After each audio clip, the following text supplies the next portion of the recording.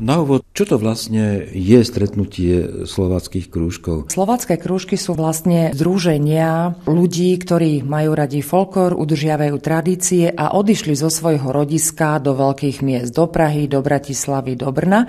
Ale tam sa stále stretávajú, spievajú si pesničky, udržiavajú kroje. Účastníkom stretnutí slováckych krúžkov je pravidelne aj skalický folklorista Anton Vinka. Slovácky krúžek a skaličani žijúci v Bratislave. Strašne dávno, 90 rokov majú tento krúžek. To kedysi založil doktor Pavel Blaho, otec národného umelca Janka Blahu a nejaký Jura Černý. A oni sa schádzajú, pospívajú si, majú svoju muziku.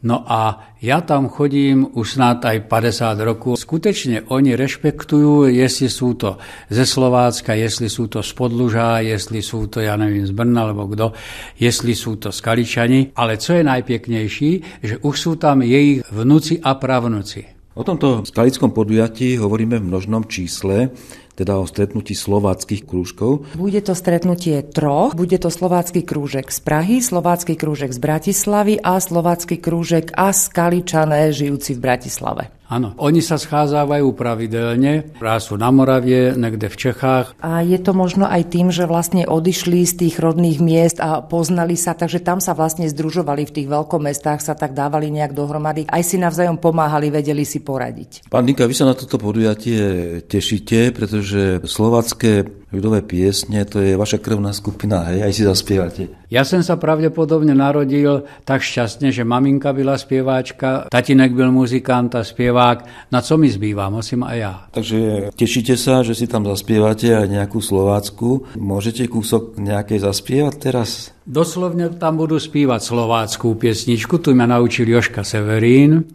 a je to taká lyrická, ľúbostná po našem piesnička. Hej, povídajú ľudé, že ja smutný bývam. Ťažko nebyť smutný, ťažko nebyť smutný, keď frajírku nemám.